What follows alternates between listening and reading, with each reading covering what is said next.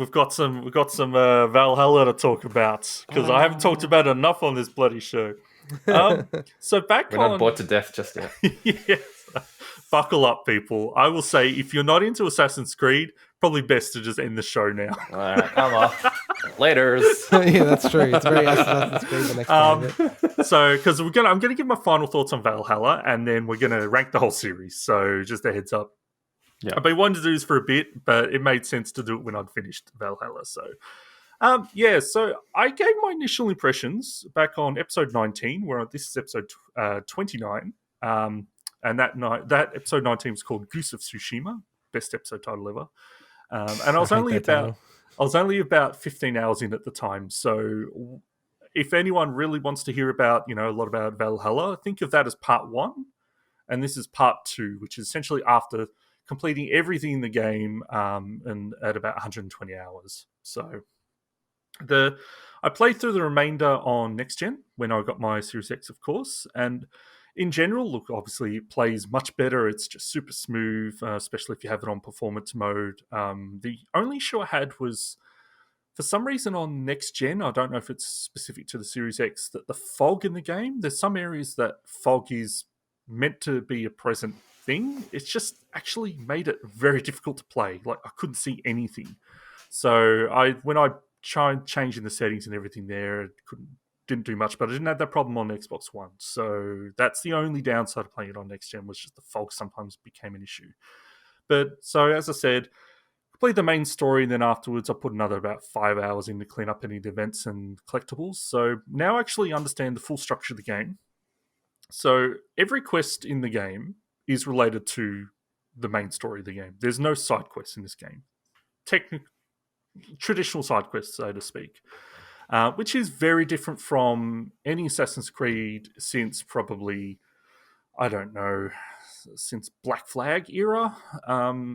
Like, they've always had side quests that you didn't have to complete at all to get through the main story. But what they do in this game instead is they have what's called mysteries. So I've talked about it when I gave my initial impressions, where you got your activities around the map, you got your world events and stuff. But it does change how you play through the game, and this is not a short game in any way. So I think, Intergot, you were asking me, is this game, what's the length of this game? Does it feel longer or shorter than, let's say, Odyssey? Yeah, and the context there was that they said that it's going to be a shorter game and tighter game.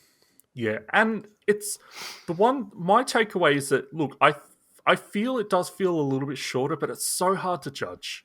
I'd say that they're kind of comparable. I don't think that they achieved what they were going to say, certainly, with that. Because there's no side quests, it feels like everything you're doing is kind of progressing the main story, but because of the way that they build in collecting the wealth and doing those little world events around in between your objectives and everything, it's so hard. Each player is almost going to have a completely different estimate of how long they've taken to beat the main story, because there's no side quests. Whereas traditionally you could say, well, I'm going to skip all the side quests, just play the main story, and that's how long it takes me. It's all weaved into it. It's really different. But this is a super long game. As I said, 120 hours to do everything, but that's completing all regions, collecting everything. With the exception, there's some super secret stuff that the community's found that I didn't find by myself, but that's not going to add, an extra couple of hours to the game or anything. Just, I guess the first thing I want to call out was the difficulty of the game. This game is much, much easier than the last two games on the default settings. So I always play these games on default, but if you like a challenge at all, you have to ramp up the combat difficulty in this. So with Odyssey and Origins as well, they had a lot of boss battles that even on the regular difficulty were actually really challenging, and actually took you quite a lot of goes to actually get and understand the mechanics, because essentially those games were Dark Souls games.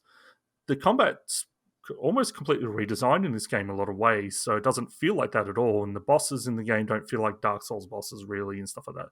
So it's much easier. So definitely ramp it up if you want a challenge. But about that combat, so I said in my initial impression that I didn't know how I felt about it. It felt like a step down from, especially from Odyssey. And that's 100% how I still feel about that game. So after that was after 15 hours, and after 120 hours, the combat still doesn't sit well with me. I think it's a huge step backwards from Odyssey. I will say. What's that? What's the difference, sorry, in the combat? Well, first of all, the stamina regen. So now Intergot, has a good understanding of this from Dark Souls. In Origins and Odyssey, it would work the same. So, you dodge or you go to hit an enemy or you block something, it takes stamina away and you got to let it regen. In this game, you use your light attack to replenish stamina while your heavy attack uses up stamina. But if you've got to land that light attack for it to replenish. So it feels really, really messy. And even I was hoping that the combat abilities that they give that, I started unlocking as I played more and more would feel like there's more finesse to the combat. It never felt like that. And it always felt like I'm just running in, mashing my light attack all the time and then chucking. And there is a lot of, there's a big focus on parrying. So that's good. I love parrying in games. But it still felt messy. The one thing I will give credit to the combat in Valhalla is that there's a huge focus on weak points. So when you use your eagle view in combat, you see weak points appear on enemies. So if enemy's got a shield, you might see the weak point appear on their foot. Bosses, you might see it, they'll have 3 weak points that will appear. And if you hit each weak point, it will then stun the enemy and you can do huge damage on it. That is a really, really cool addition that they put a big focus on with this. But otherwise, it's a huge step down.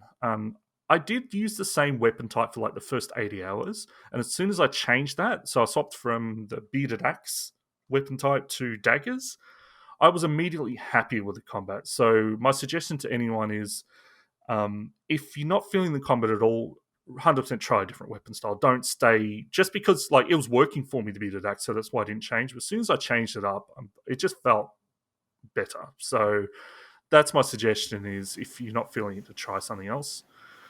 Last couple of things I want to mention. So the gear system in this game is just trash. I ended up keeping the same gear I found within the first 5 hours, just keeping that the whole game, which is nothing like the last games. Now, the last games went overboard with the gear, where every enemy was dropping 3 helmets. And it's not that I want that back, but this game just didn't feel like there was any point to ever changing your gear. Once you found gear that had buffs that you like, you just kept upgrading it. There was no reason to switch.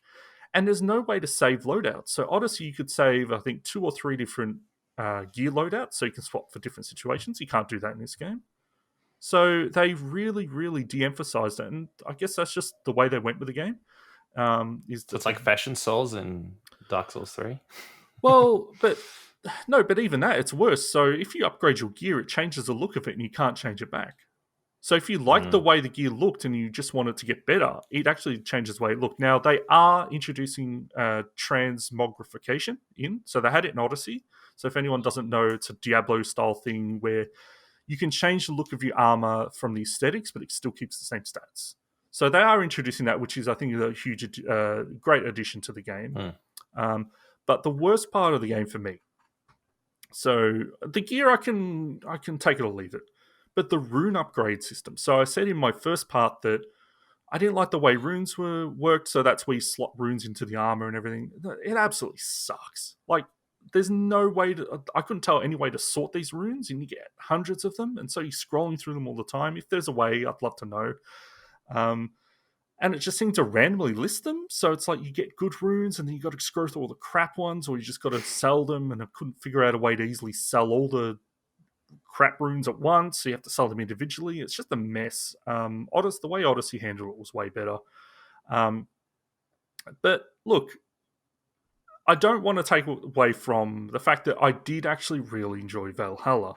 I'm just, from someone that's so into this series, those things that I just talked about is what stands out to me as my frustrations of the game. I mean, I'm fearing, Swinny, where Valhalla is going to be on your tier list in this next segment. It's not going to go in the trash tier. Don't worry about it's not going to go in the S tier as well, that's for sure. So the storyline of this game, it's actually one of my favorite in the series. And so I think that is a huge reason why I love this game so much. And generally just the experience of playing, I enjoyed. It's just combat is such a huge part of it. And the gear system, when we're talking about an action RPG, they definitely de-emphasized that RPG nature of it. It's kind of, they went a bit too much probably with Odyssey for some people, which I understand, and they've pared it back a bit. I did like the story, but I had one huge problem with it, and this is going to be the last thing I really talk about, is the tone of the game. So I mentioned in my initial impression that it felt like, okay, who is Eivor? Is he a or she? He or she? Like, I think canonically, Eivor is female, but I played as male Eivor, whose voice actor is fantastic, probably the best male voice actor in all Assassin's Creed. Just they're a bad person. What can I say? Like, they are the baddie. I'm thinking at some point they're gonna maybe change. I get it. Look, they're a Viking, they're an invader, but yeah. I mean, to give you an example, right? And this shouldn't really spoil anything. There's a mission where you basically set an entire town on fire and kill everyone, all the guards. You can't kill innocent people in this game, thankfully, just to piss off a king. So it's not like it's like a political thing. There's a lot of political games in this. That's the whole storyline. And then immediately, while everything's still on fire, you and your friends, including some like young English lord who's like joined like there's an ally. You're like, to celebrate, let's go fishing. So then they go fishing in the lake next to all the burning houses. That's hilarious. And the civilians are still running around. Do that? It's just the game is. Is that kind of glitched, or is that just no? It's like happens. It doesn't say it's the next day or whatever. It's like the game is tone deaf to in a lot of ways. But look, as I said, you're a Viking. Like, that's what Vikings do. They didn't shy away from it. But, but they killed your father or something, right? So what do you expect? But everything's for a game after that. That storyline is a completely separate thing. It's got nothing to do with this. Oh, okay, right. So this is just you being a Viking. Okay, right. Yeah, like there's times when you're meant to think of this person as a villain, but they're just defending themselves from you being an invader. But does the game make it and intentionally show you that it's so grey? Look, or does it kind of take itself? Yeah, how does what they try to do? They try to explain some of it away by linking it to, and it's spoilery, so I can't talk about it. But they try to explain some of it away, but it doesn't change the fact that you're meant to. There's a situation where someone gets poisoned, and you're meant to think the person who poisoned them is like the biggest villain ever. And it's like, I just went and killed all these people and just ransacked all these towns. Who cared if that dude poisoned someone who's like trying to kill him? It's like, I get what you mean. So the story doesn't really realize the context of everything that you do. Just be aware. It doesn't look at the big picture. Just be aware. In this game, you are playing as a villain. In my opinion, you are playing as a villain. Now, it's not the first time Assassin's Creed said you play as a villain, but this one is the most tone-deaf approach to it.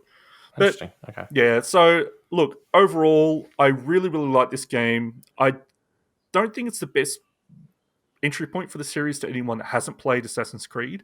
I think that is still probably Origins or Odyssey for the recent games. And then going back to last gen, maybe Unity Syndicate and the HD trilogy, Ezio trilogy, they're great. But I'd say for the newer games, I would probably play Origins first. I think they'd give you best entry point. So, do you know if is Origins going to get an update for the series? Origins? Well, I mean, Origins is pretty old at this point. You talking Odyssey? Yeah, but do you think they'll do? Is it going to get any type of? I don't know. I mean, it's hard to tell. I mean, they updated Origins from the 1 to the 1X, and that was a huge thing. But I don't think so, unless they surprise me. What they might do? They might try to resell it as a bundle, remastered version or something. Yeah, remastered, or maybe a bundle with Origins, Odyssey, and Valhalla all in one. I guess that leads me to, where does this game rank in all the Assassin's Creed? Yes. So, thankfully,